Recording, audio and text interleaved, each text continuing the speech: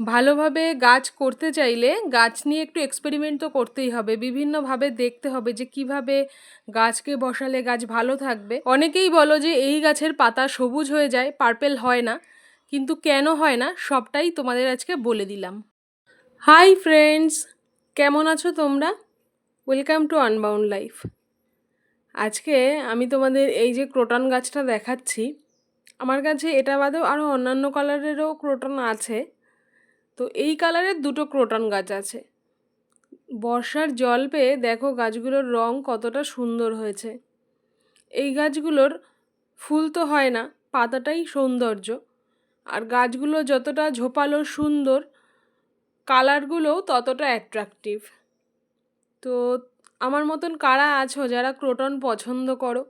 Comment বক্সে জানিও তোমাদের কালেকশানে কত ধরনের ক্রোটন আছে। আজকে কথা বলবো এই ধরনেরই একটা পাতাবাহার গাছ বলো, অর্নামেন্টাল প্লান্ট বলো, বা এমন গাছ বলো যেটার ফুলের থেকেও পাতা বেশি সৌন্দর্য দেয়। তো আজকে আমরা কথা বলবো পার্পেল হার্ট নিয়ে। এই যে গাছটা, এটা হলো পার্পেল হার্ট।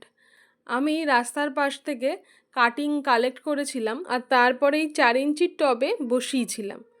তো দেখতে পাচ্ছ এগুলোর কেমন এখন অবস্থা রয়েছে। কাটিং থেকে গাছগুলো ভালোই গ্রোথ নিয়েছে। এই গাছগুলোতে আমি ফুলও পেয়েছি। আর তার পাশে দেখো একটা বোতলের মধ্যে জল দিয়ে আমি দুটো কাটিং রেখেছিলাম। এই যে দেখো ভালোভাবেই শিকড় চলে এসছে। তো আমি দুরকমভাবেই করে দেখছিলাম যে কীভাবে রাখলে গাছ থেকে বেশি তাড়াতাড়ি আমরা শিকড় পেতে পারি, গাছটাকে খুব তাড়াতাড়ি বসানোর জন্য, মাটিতে প্রতিস্থাপনের জন্য রেডি করতে পারি। তো দেখলাম এই জাতীয় গাছের কাটিংটা জলে রাখলে খুব তাড়াতাড়ি শিকড় চলে আসে।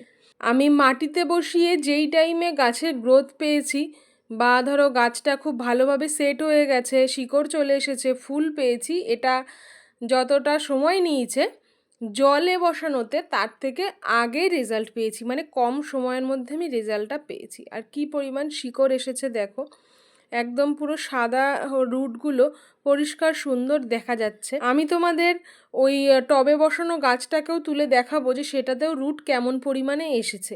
আর এটাতে তো তোমরা দেখতেই পাচ্ছ। আর এই যে দেখো ফুল এসেছে, এই গাছের ফুলগুলো পার্পেল কালারের হয় আর হার্ট শেপের হয়।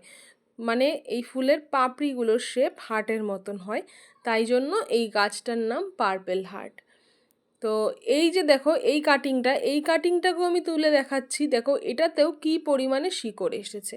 এই শিকড়গুলো যথেষ্ট পরিমাণে সুন্দর আর হেলদি। আর মাটির গাছটা যখন আমি তোমাদের দেখাবো তখন দেখতে পাবে যে তার শিকড়গুলো কেমন হয়েছে। তারপরে তোমরা নিজেরাই ডিসাইড করবে যে তোমরা কাটিং আনার পরে প্রথমে কি জলে রাখবে না ডিরেক্টলি মাটিতেই বসাবে।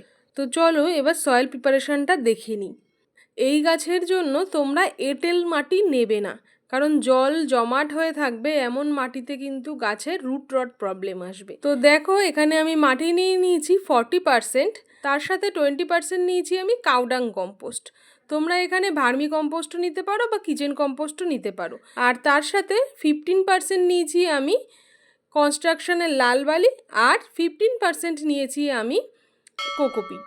কোকোপিট নিয়েছি এই কারণের জন্য যাতে মিডিয়া ময়েশ্চার একটু ধরে রাখতে পারে, আর বালি দিয়েছি এই কারণে যাতে করে জল আটকে না থাকে, মানে জলটা যাতে তাড়াতাড়ি ড্রেনেজ হয়ে যায়। আবার অন্যদিকে একটু কোকোপিট দেওয়াতে কিছুটা ময়েশ্চারও মিডিয়াতে থাকবে। তো এখানে আমি একটা চালি পট নিয়েছি। আর এই যে দেখো এটা আমি দিয়েছি একটা খোলামকুচি দিয়ে তার উপর থেকে আমি বালি চালা কিছু নুড়ি দিয়ে নিয়েছি। আমি এখানে চালি টব ব্যবহার করেছি, কারণ চালি টবের মুখটা যেহেতু খোলা হয়, তো গাছটা যখন বুশি হবে, চারিদিকে ছড়িয়ে পড়বে, তখন চালি টব হলে দেখতে সুন্দর লাগবে। তো তোমরা তোমাদের পছন্দ মতন টব নিতে পারো। এই গাছের টব নির্বাচনের ক্ষেত্রে খুব একটা কিছু রেস্ট্রিকশন নেই। তোমরা চাইলে এরকম ছোট টবে বসাতে পারো, তোমরা চালি টবেও যেমন বসাতে পারো, আবার ডিপ টবেও বসাতে পারো, সিমেন্টের টব, প্লাস্টিকের টব, সেরামিকের টব, যাতে খুশি বসাতে পারো। এই গাছ হার্ডি, তাই কোনো রকম কোনো সমস্যা হবে না। আর এই যে কাটিংগুলো দেখো অনেকটাই বড়, আমি তোমাদের দেখাচ্ছি এই কারণের জন্য, যেহেতু আমি চালি টবে বসাবো তাই কাটিংগুলো অনেক বড় হয়ে যাওয়াতে একটু অসুবিধা হবে। তাই আমি কাটিংটা এবার ওপর থেকে একটু কেটে ছোট করে নেব। তো যদি ছোট করে নিই তাহলে টবের সঙ্গে একটা মানানসই হবে।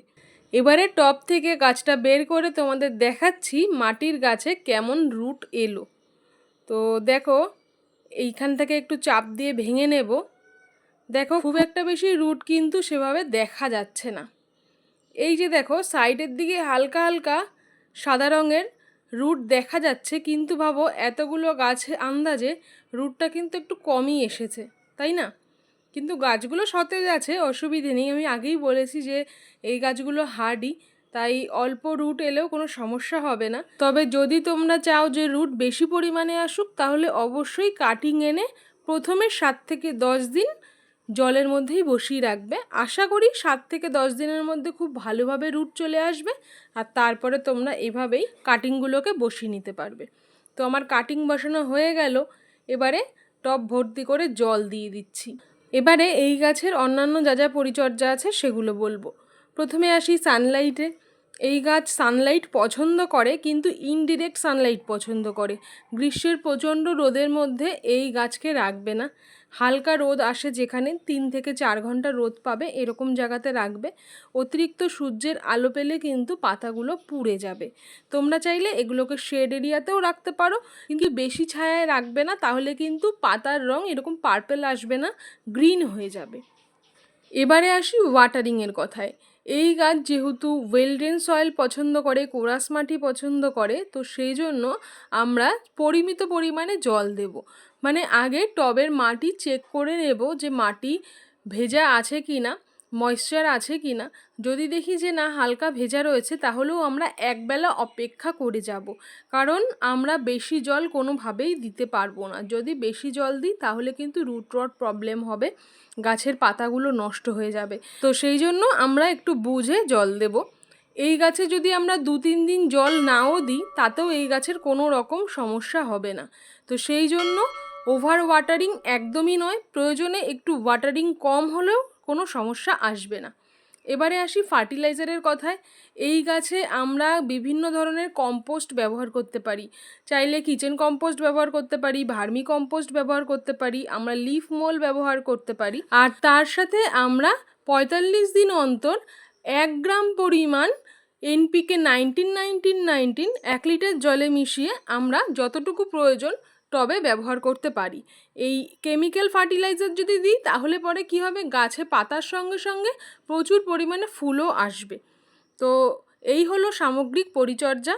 কেমন লাগলো তোমাদের আজকের ভিডিও কমেন্ট বক্সে অবশ্যই জানিও। চ্যানেলে নতুন বন্ধু হলে সাবস্ক্রাইব করে সাথে থেকো, আর পাশে থাকা বেল আইকনটা প্রেস করতে কিন্তু ভুলো না। বন্ধুবান্ধবদের সাথে এই ভিডিওগুলো অবশ্যই শেয়ার করে দিও। আজ তাহলে আসি, ভালো থেকো।